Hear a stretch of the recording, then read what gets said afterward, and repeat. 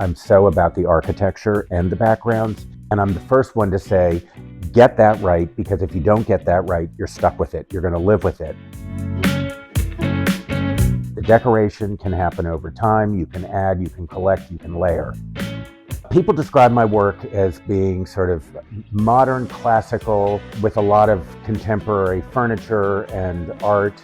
It's very rooted in my foundation, which started at Pash. I have very good roots in understanding styles of furniture, periods, and it all kind of plays into the projects that we work on, which are all very, very different. Parrish Hadley was one of the great American firms, and at a time when there were not so many firms, the business was much smaller than it is today. The phone would ring and the question was, will you consider taking me on as a client? Not, I'm interviewing 30 decorators and I'd like to meet with you and see whether it's a good fit for me. It was the opposite, absolute opposite. My best client is somebody who's fearless. It's all about collaboration. I want them to be open to trying new things. You know, it's always a dialogue. When I describe meetings with potential clients in the beginning, I always talk about it as a first date. And then it's a question of both for the client and for me, do you want to go on a second date? And then is there a third date? So that's kind of the genesis for me of the very, very beginning of a working relationship. I got started in interior design by going to Pratt Institute. My path to getting to Pratt started with horses. And when I figured out that horses were not going to make a life for me, I decided that I needed to figure out another path, which my strength was art. And I put together a portfolio, which led me to going to Pratt Institute. And there I was introduced to the interior design department. And that was the beginning of my future. I'm Brian McCarthy, and my firm is Brian J. McCarthy, Inc. I'm based here in New York City, and we work all over the United States, and we work in Europe. This is now the 33rd year that I've been in business. I've been very fortunate too, because where I live and where I work have always been within a 2-block radius.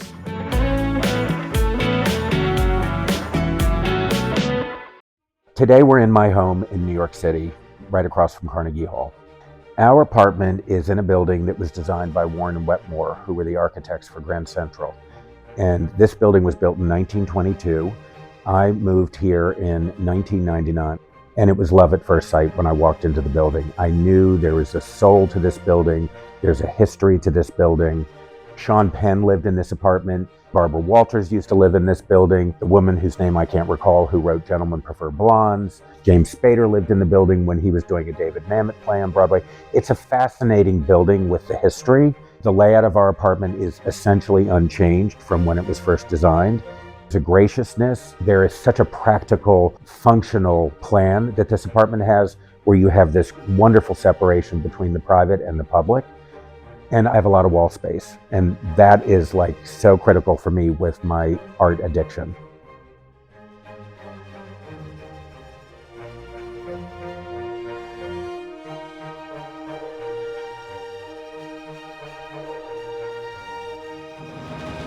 When I moved in, I opted not to do anything initially. So it was really pretty much a state condition, but maintained, so it wasn't too bad. The apartment had panel molding on the walls, so it had this very traditional, very classical feel, which is something that I had lived with previously in my old apartment. It was important to me to remove that, clean it up, freshen it up. It was essentially linen white, and you know, it really became this layering. And back at that time, I had a lot of 18th and 19th century mahogany furniture. So my way of seeing it was a little bit a la Bill Blass, but you know, with my own edge. And you know, that's evolved over the course of time. Welcome to my home. So right now we're standing in the entry hall, and this entry hall actually was an elevator hall that when the building was converted to condominiums, this got it added into this line of apartment, which is phenomenal, getting this additional space. It's also phenomenal because I have so much great wall space. The thinking behind the sequence as you move through the entry into what I refer to as the gallery was that the space as you move down opens to the right. So I really wanted to create a series of spaces that you were moving to before you get to the public space, which led to the idea of doing this very Italianate, rusticated decoration here as a way to separate the wider hall from the narrower hall. It also gave us an opportunity to conceal much needed storage space. So we have double hanging coats in here, a little messy right now, but it's so practical. It just creates this really elegant experience coming in. This is our living room, and this room really grew from the fireplace, which was the very first thing that I purchased. I found it in London with John Hobbs, and that became the linchpin for this room, which then led to the door casings, the baseboard, ultimately the dental molding, and then of course the finish on the walls, which was really the most labor-intensive finish in the apartment because of all the banding and the way in which Mark had to build up the thickness for the surface in order to get this three-dimensional band effect. So this took 3.5, 4 weeks to do. And this was done about 9 years ago. I can't imagine ever changing this room as long as I'm living here. I would say the most pivotal turning point for me, which was really the beginning of the art story, was meeting Claude and Francois-Xavier Lalanne. Claude was offered these crocodiles that had died at the Paris Zoo and initially turned it down and then thought, wait a minute, what a fabulous idea to make these into a pair of tables. So they are part of an edition of 8. So there are 8 pairs in the world. And that really inspired a lot of the collecting. This is our dining room, and it's a room that we use a great deal. We love to have friends over for meals. We enjoy the quietness of being home as opposed to being at a restaurant. When this was conceived, I really wanted to transition away from the lightness of the living room into a much darker, I like to refer to it as a bit womb-like. It really embraces you, and it's a fabulous background for the art. Originally, this had early 19th century table and 19th century chairs, to then the last commission that we did with Claude Lalanne, the chandelier, which is sort of the linchpin of the room, and the Italian dining table with this glass top, and then these Foyer-inspired dining chairs. Highlights would be this big diptych by Popel, who was a very important Black artist dealing with social issues and causes, very much a performance artist as well. Then at the back, when I first bought the apartment, we had a view to the GM building on 5th Avenue. That was erased by one of these billionaires' row skyscrapers. So we hung this Warhol drawing, in front of the window, which really creates a nice end to the experience in this room. It's a cabinet of curiosities. Honestly, there are just so many different elements in here. It's a room I love. This room is sort of a laundry room, sort of not a laundry room, but when this building was built in 1922, this was a maid's room. It had a water closet, which had a toilet and a shower, and in the corner there was a sink. There was a washer dryer here, but when I got the apartment, we needed more book space. We needed a place for, all of the housekeeping supplies, for linens and placemat. All this got designed very specifically to meet a requirement that we didn't have. Again, it's why does a laundry room have to just be a laundry room? Why can't it be a place that you display art and do an interesting background? The wall finish was very important in here because you walk by in the hallway and you're looking into the pantry and into this room. It needed to be really in a decorative way finished. So this grass cloth with this wonderful pattern and the cerused oak became the perfect foil. The marble in here is called rainforest. It's Brazilian and it really looks like a rainforest. So it's a beautiful pattern and color. The art then played, a major part in this, in some of the humor of it too, which is this is a fly strip in bronze that was made by Louis Kahn, a French artist, which he gave us years ago, that hung in our kitchen in the country. And people used to come in and be horrified that we had such a problem with flies. So that came here, followed by a wonderful, also French artist living in Morocco, Jean-Francois Fortu, did this incredible series of bees. So we got this great bee, and the idea was to put it on the ceiling. We just had a friend who's in the art world, who's been here quite a few times, and she walked in here the other day and she screamed out loud, ran out of the room. She was terrified. In buildings today, you generally can't create a powder room. So we were able to remove what was a tiny shower, which gave us more space for the washer dryer, and have a toilet. And so we have this wonderful, very compact, but very much a part of this whole experience in here with the same grass cloth. But it's great to have the luxury of this third bathroom, half bath. Nothing like a guest bedroom when you really don't want guests. So this room became a sitting room, and it's been this wonderful opportunity to do this salon style hanging of art, which is very different from the front of the apartment, and getting this L-shaped sofa here, which is in the style of Dupré-Lafont. It's a bit of a catch-all in this room in terms of things that have kind of made their way from other parts of the apartment, but it all works. It is so comfortable, and we basically live in this room, so it's great. The walls in here are in grass cloth, and really the beginning of this room started around the color of the room being this blue. The carpet is based on a 50s Swedish pattern that we had made. Actually, the pattern doesn't end at the wall.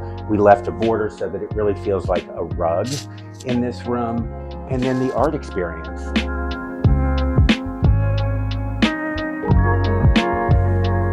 Which is, again, you've got Channing Hansen, which he dyes and knits. It's all mathematical theories that he's working from to create this abstraction. It's mind-blowing what he does. And then we could not have an air conditioner in here because there is a carved lines mask below the window. We ended up doing big ass fan on the ceiling, which I'll never forget being down in the Dominican Republic and in the waiting area at the airport where they have giant fans because it's an outdoor space, and you could see big ass fans. So I love the name and I love the fan. The bedroom in its previous form was all white. It was shades of white. And when we were doing the bathroom several years ago, we decided that the bedroom really wanted to be a warmer color. The carpet is the carpet that we had in the previous bedroom, but since redone, it really creates this wonderful sort of camel, soft, warm background, which is also surprisingly such a good background for the art. And then you've got here this wonderful cabinet that Caleb Woodard made for us, which has watch drawers and I have books in there. And so it's a really practical storage piece. The mixing of the patterns in this room, I think, is so successful because it's a very eclectic carryover from earlier in our lives. So everything has this dialogue. Somehow it works. If I laid it out, it might not have evolved quite this way. So again, I go back to evolution. So doors and door hardware. One of the most important things for me is hinges. This is all P.E. Guerin, which is made in New York. It's the oldest manufacturer of hardware in the United States. They do it all on the premises. It's amazing. You start talking about the importance of hardware with clients and they don't get it. And then you bring them and you show them the difference and the jewel-like quality that you get. These are called olive knuckle hinges. I love the shape. You have a beautiful, actually the bronze plates that get set into the doors, and then this wonderful hammered oval doorknob. It just, again, it's all about the finishes. It's all about the backgrounds. And these are really important elements. When I moved in to the apartment, the toilet was right here. There was a vanity right there and a shower. The vanity had absolutely no counter space at all. So when we decided to redo the bathrooms, this became an exercise of how to make the most out of a relatively small pre-war bathroom. So we did this bow-fronted commode, which is all fitted out with drawers. So this really comes in handy in an apartment where you don't have a tremendous amount of storage. And then, the marble was step one. Step two was P.E. Guerin in this fabulous deco hardware, which is one of my all-time favorites. It just functions. It's a great bathroom and I love it. Our home today feels like our home. It's so reflective of us. It's very instinctive. I love to try things. I love to move things. And anybody can do that. Even if you know nothing, it's so important to try to make it feel like it's your own space. You can have the intellect, but without the instinct, the intellect means nothing. I don't like a static home. I like a home that grows, that moves with time, that moves with you, and that has been, my lifetime living in this apartment.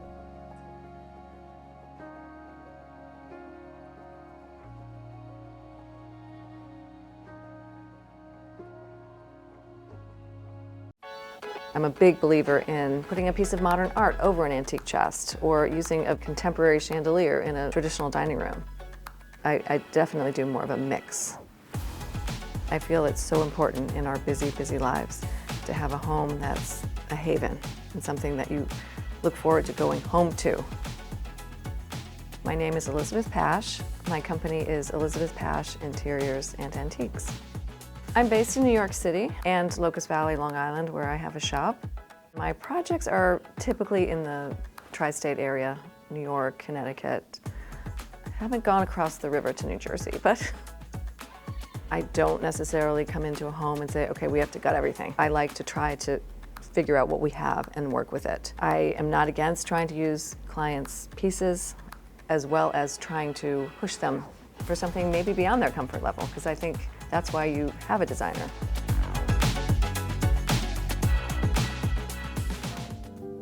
When I first walked in this apartment, I instantly knew it had good bones.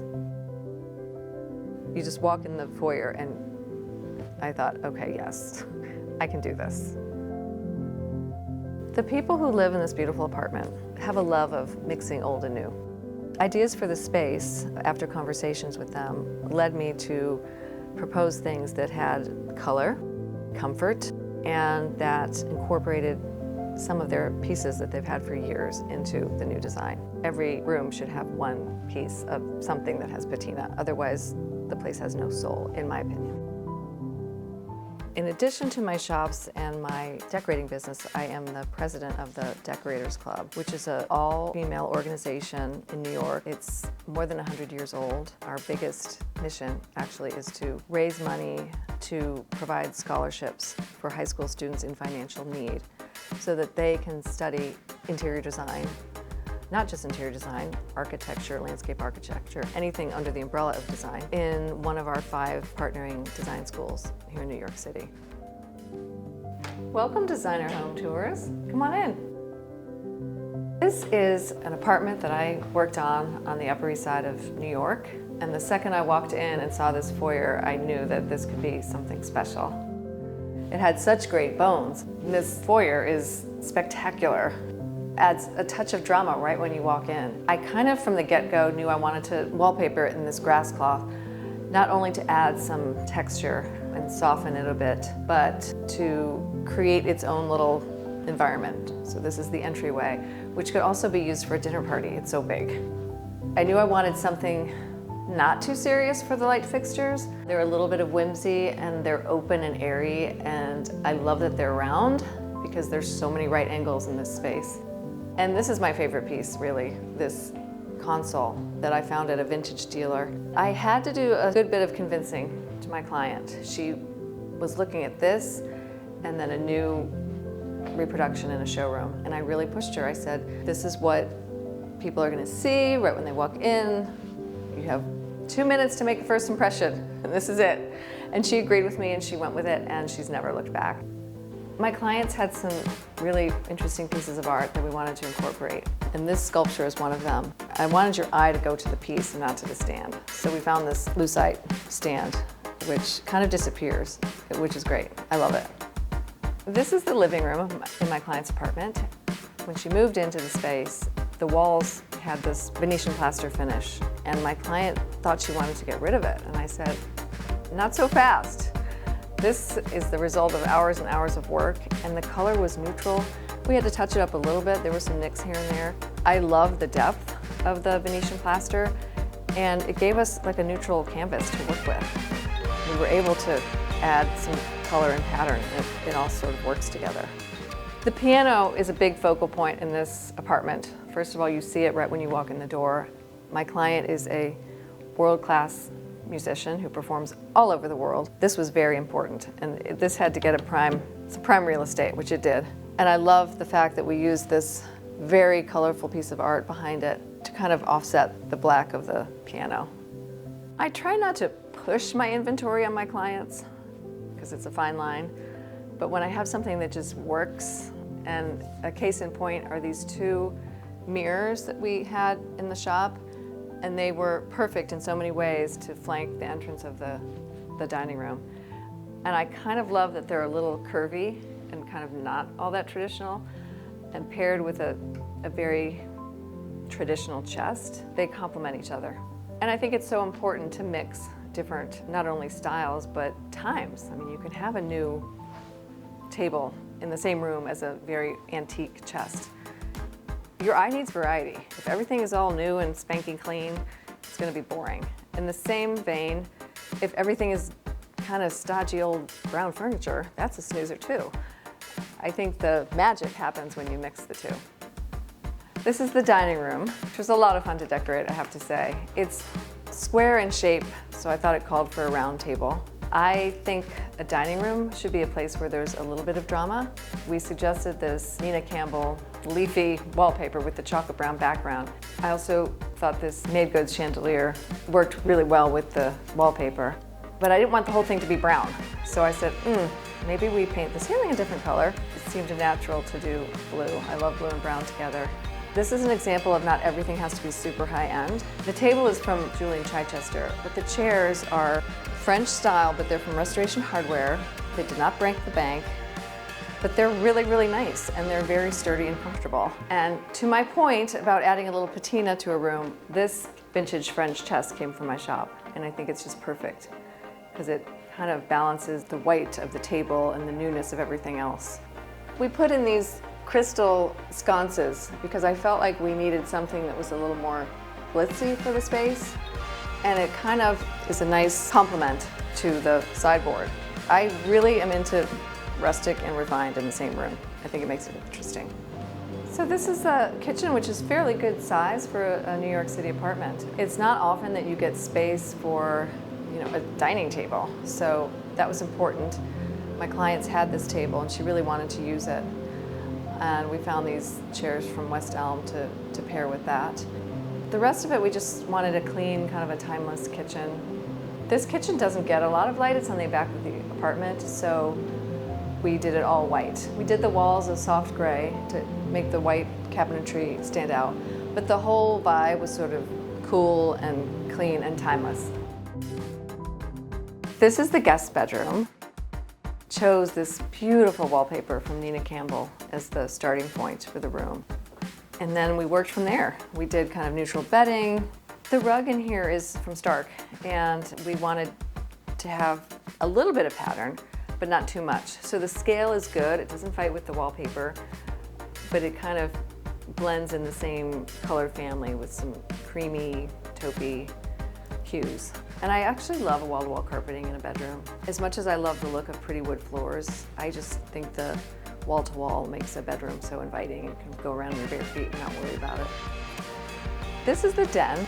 The point of departure really is the suede on the walls. It kind of creates this envelope throughout the room and makes it cozy and inviting. It created a place that sort of drew you in, invited you to come and sit and put your feet up and watch a movie or read a book. From that, we needed to have some pattern. I am never one who shies away from an animal print. And I just thought this tiger carpet was perfect for the space. It shows movement, and it actually makes the space look a little bigger, I think, than a solid. And I kind of continued with the animal print theme on the upholstery on this sofa. It's not really animal print, it kind of reads as an animal print. It's small enough scale to not compete with the tiger. Then I felt like, okay, we've got some browns with blacks, taupes, we need some color. That's why we did the coffee table / ottoman in a blue leather. And then we continued the conversation with a little bit of trim on the Roman shades. This piece my client had, not only does it continue my blue conversation, but the size is, it's almost like it was meant to be. I helped them with the light over it, and really that's all you need on that wall. It's very vibrant and it just adds a whole lot to the room, I think.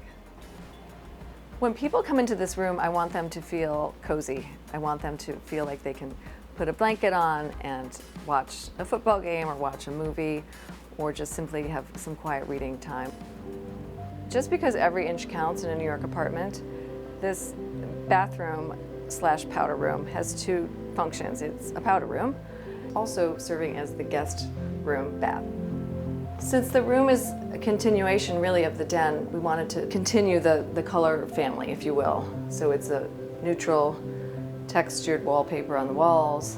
It's very kind of tailored. I thought we needed a little pattern, so I did this valance at the top of the window in a really pretty Lisa Fine textile linen, which, you know, adds an element of pretty. Again, everything has several purposes in a New York apartment, and I think this works with both. To me, a primary bedroom should be restful and calm and serene.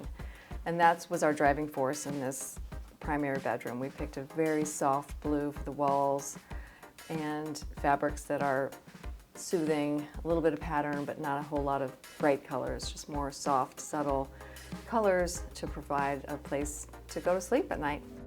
I think when my clients walk into this home, well, based on what they've told me, they feel happy. They feel glad to be home. My client said to me long ago, sometimes she'll just walk around and she'll see something that was my idea, and she said, "Oh, I just love that idea. I'm so glad we did it." So I really think that the home is a haven to them, and when they come home, they want to be here and they want to stay here. The first time I walked into this house, I was just completely in awe. The center parlor doors opened, and it had me. And I looked at the agent and I said, "Just tell me what I need to do to get this project."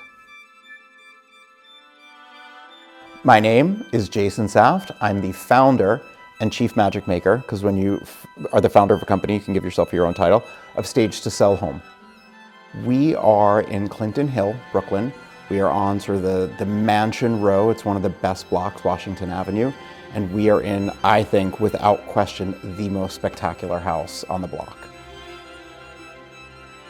It was built in 1887 for Charles Earhart, one of the co-founders of the Pfizer company. The house is over 10,000 square feet. It is 100 feet deep, which is just almost unheard of. 5 stories, 7 bedrooms, 8 bathrooms, 8 fireplaces, and we did this in 2 days. This is sort of like my pride and joy with Stage to Sell Home is, you know, staging is typically very prescriptive. It's everything should be white, devoid of personality, and I believe it to be the exact opposite. I've been a contrarian my whole life. I don't think homes should be white and dull and uninteresting. Like, we get into every little detail, the placement of every object. I'm collecting things everywhere I go, and it's anything from thrift stores, flea markets, vacations. Like, I will come back with a suitcase full of antique European books just so I have something special that no one else has. And it's the details and the craftsmanship and the artistry is what people really fall in love with. And it's why we get asked to do these beautiful, like, just historic, like, one-of-a-kind homes.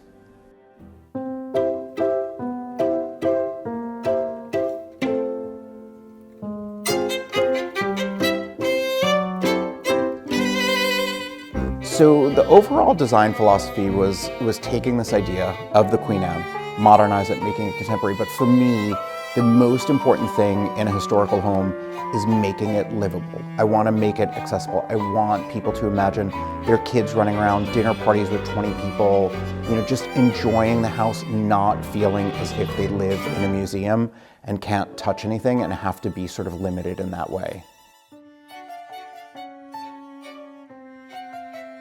I think something I've learned over the years is often when someone approaches a historical house, they're often intimidated by it and they feel as if maybe they can't live in it, it's too precious. And that's something I love doing by bringing contemporary pieces, but also lots of antiques to make a space that one might sort of feel like it's off limits, right? Like there's like stanchion rope saying don't touch anything, like touch it, enjoy it, live in the space, like really, you know, enjoy the history of it, but give it its own, a new history.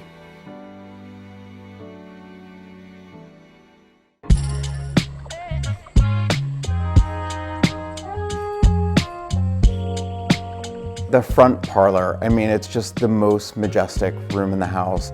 The first thing you see as you enter is this stunning mirror, and because there's a pier mirror opposite in the entryway, you get this incredible infinity mirror effect, and then you have a gorgeous chandelier in the center, and so it's so grand, and it just gets like ingrained in you. And so I wanted to really build on that. I didn't want to distract too much from it. And because the elements are so specific to a time period, I wanted to play with a little bit of modernism. And so the coffee table, again, like on paper, it may not make sense, but when you bring it into the room, it's big, it's hulking, it's sculptural. It actually, like the shape and pattern of it go directly into the molding, and I feel like this great connectivity. One of my favorite things that just happened was I just bought a bunch of new rugs, and so it's the new Nate Berkus collection for Rugs USA, and the pattern within the rug that is here is almost like a modern, sort of streamlined interpretation of, you know, the intricate parquet. And when I came in and saw the parquet and I was looking through the inventory, I was like, oh, this is such the perfect place for this rug. Like, you couldn't ask for a better sort of connective tissue. I've already picked out the art, but I'll typically hang it at the end, and I love installing it and playing with it. And that's where, you know, really sort of take a little bit of a risk here and there with time periods, and I'm always making sure, like, do we have some photography and abstract pieces that are maybe a little bit more traditional. I always want to bring something special in, so I brought one of my favorite oil paintings. I always joke it's my fake grandmother, Gertrude. She's not, but if I ever had that sort of like patrician grandmother, that would be her. I've been dragged on this in the comment section of many things. There's a group of people who believe, like, when you live in a historic house, like, everything has to be historical. Everything should be from that time period. And they're so bent out of shape by seeing, you know, modern art, modern accessories in something from this era. And it's like, look, like, you're making these comments on a cell phone or a computer, right? Like, we have all moved on and moved forward, and we can all appreciate, like, beautiful historical things while living in the present, preserving parts of the past, but, like, just bridging them all together to make ourselves happy. So if you want to come for me in the comment section, if you're one of those historical house people, then go for it.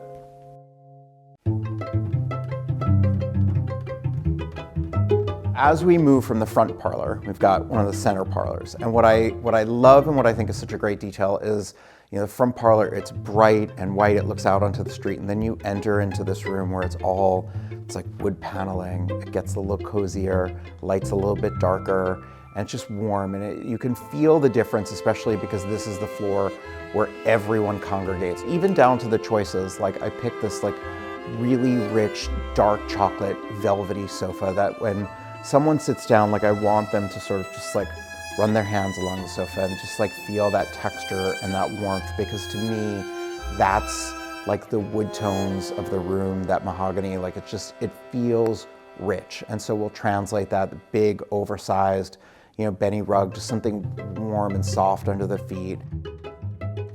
Continuing to play with the architectural elements. So within this room, there's this great iron detail in the leaded glass window and the shape and pattern. And so, like, as I'm going through the inventory and thinking, I have these vintage stifle lamps from like the late 60s, early 70s. And they're the kind of thing that people have said before, like, oh, they're dated, that reminds me of my grandparents' house, but I think they're beautiful, and they have the original lampshades. And the lampshades really sort of like almost like, they mimic a bit the pattern within the leaded glass window, and then the oxblood wood sculpture above the sofa, like the way that it's cut, those lines also are another sort of interpretation of the leaded glass windows and the pattern within it. I love playing with the existing architecture and then going through our inventory to figure out, like, what looks and feels like as if it was just made for this space, as if it was done over this long period of time. And again, the reality is, like, we're planning this only maybe a few days or a week or two out, and then installing it within 2 days. So I love being here and seeing it finished and fully done, and just that cohesion of all the elements.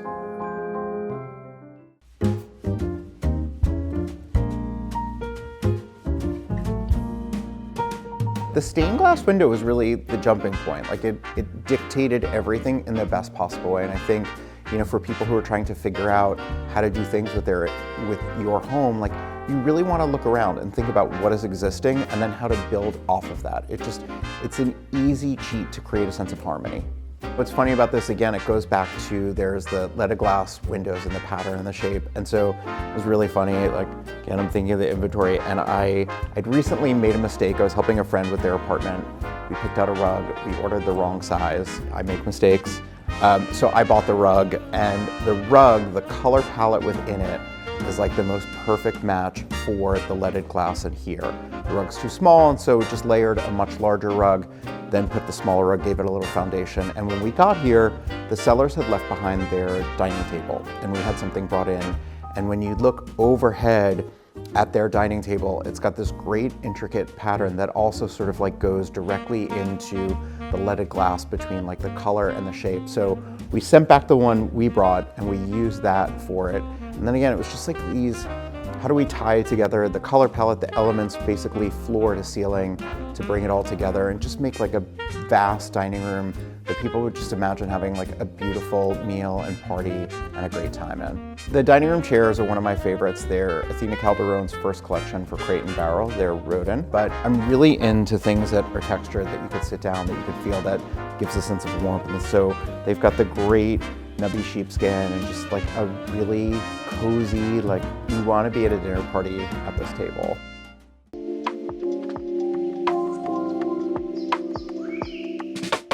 So the kitchen is, to me, the kitchen is so fun because it's so different from everything else on this floor. It's like you're sort of like traveling through time and you just get such a different feeling. And then you enter into this like big, expansive kitchen. And my favorite part, what I kept going to is the back windows. They're rounded, they're leaded glass, like they're really special. And I wanted to keep everything very low profile. I didn't want to distract from that view. Like to me, I think that idea of like your kids are sitting at the counter, they're doing their homework, you're cooking, there's great space for a more casual table if you don't want to go into the dining room.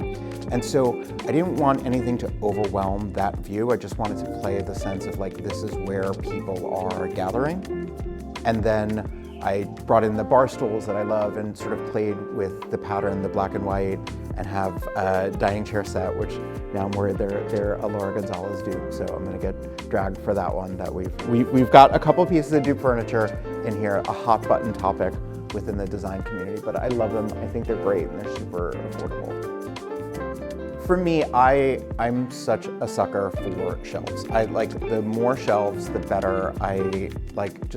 I enjoy sourcing all the accessories, and so there's the big cubby holes that I wanted to fill with objects, things that you would use, cookbooks that you would love, like just ceramics, all different things. And so, you know, what I always do is I'll measure each of the spaces and then I can sort of map it out basically in my head. I go to the warehouse, we pre-pack the boxes, we'll organize it so that they'll come directly to that spot in the kitchen, and then sort of lightning fast, like sort of like you get very much like the Matrix, like you're just sort of like plugging, playing, you step back, see what works, look at, is there continuity, does it like make sense visually, and then it's just done within a few minutes. The secret is, it's like, that's how you work out your crazy. Like for me, like I have always just moved things around to decompress. I have always walked into a space and sort of tried to make it more functional, make it look more appealing. And that is how, when I'm thinking of something, when I am stressed out with something, that is what I do. And so it's just become second nature. You just sort of understand like there's patterns and shapes and there's things that you want to use and you can very quickly just form it. On the second floor, the first room that you walk into is the primary suite.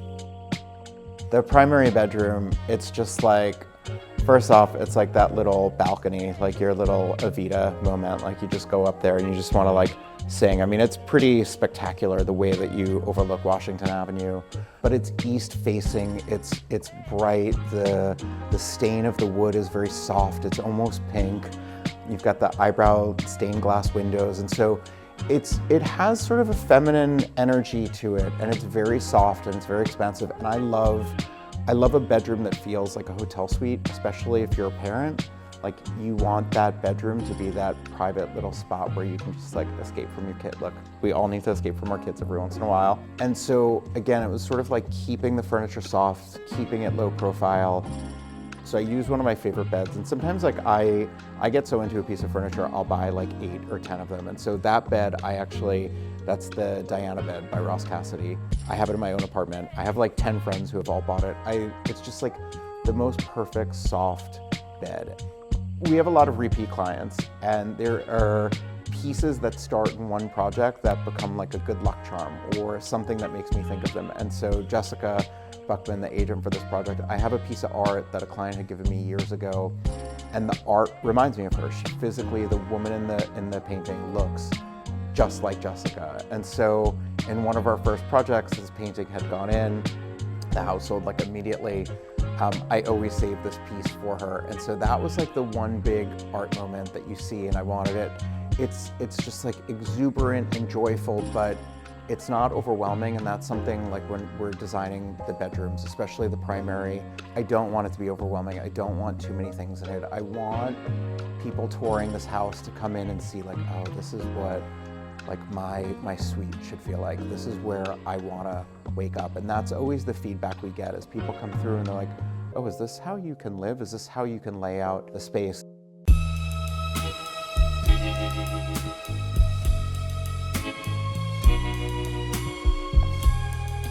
It's not just that it's the primary suite, but it's the primary floor. And this floor has a feature I have, in over 20 years of working in real estate and design, have never seen before.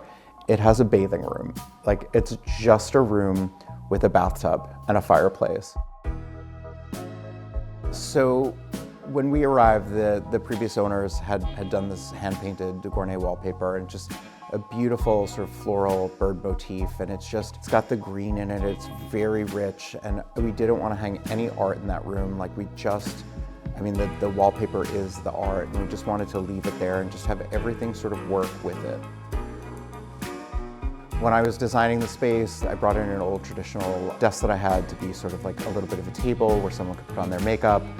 I wanted someone just feeling as if they'd actually like gotten out of the bathtub and were in this like little sanctuary of a room, because it is so special. It is sort of like, it's just wild to think like there's just a room to take a bath in. Like, why not?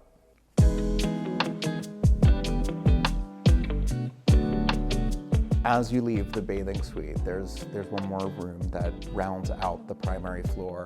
And so it's sort of like a den, study, office. And so since we went one way, very feminine in the bathing room, decided sort of like, if it was this couple that I'd had in my head, like the wife gets the bathing room and the walk-in closet, and the husband will get the back room as like that sort of home office, study. And so I've had this incredible Swedish 3-seater sofa that I love so much, I've had for years. And I just thought it would be a fun piece to bring in there. And then this like hand-carved wooden stump as a coffee table. And there were like little hints of green within the fireplace. We've got these great Togo chairs, and then the accessories within the room, the books and little details, are just like hints and pops of green, even going over to the desk area, like just to sort of like interconnect everything. But again, it's sort of like that trick of going back to what is existing in the room. So you've got the dark wood tones, which again, if you look at the wood coffee table, you look at the sofa, that all goes to there. And then you look over at the fireplace and you've got that like forest green tile that all of a sudden comes back within the chairs. It comes back within the border of the rug. Within the shelves, you've got it dotted throughout within books and objects and sculptures. And again, it's this great trick and really easy way to pull a room together.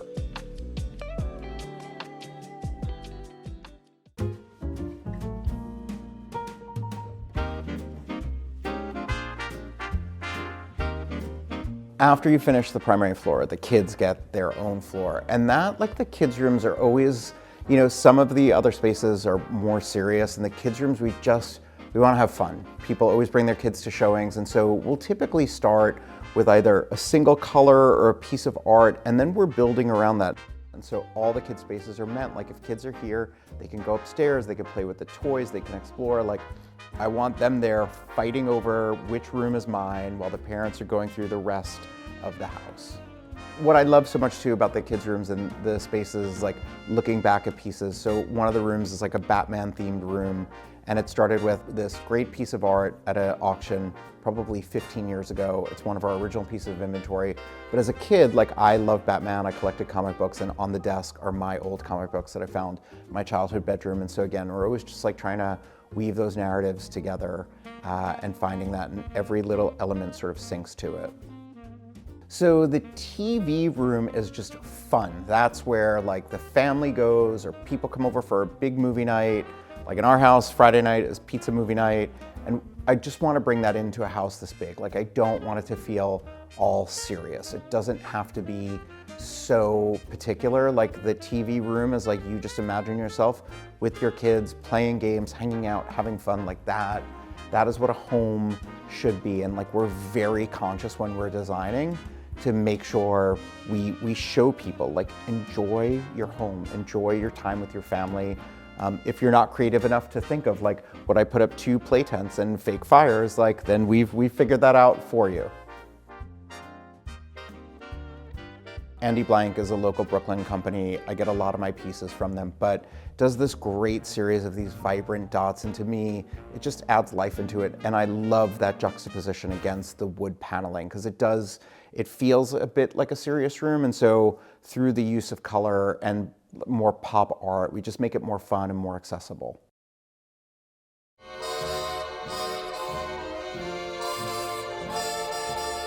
So the house has like secret spaces, secret rooms. There's like, you know, a bit of a weaving path that takes a little bit to find. And if you play your cards right and follow the trail, you end up in your own private little nightclub.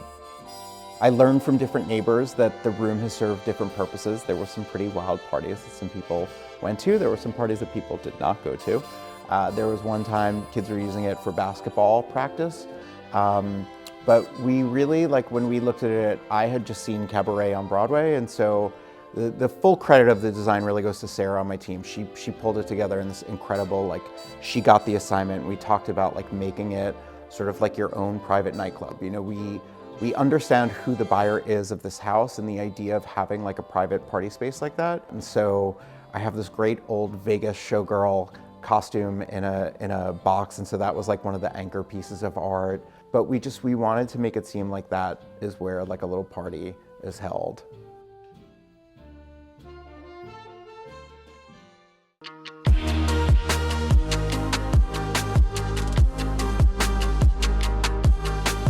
You can find the details in every single surface, every wall, except for the 1 or 2 we leave blank to give some breathing room.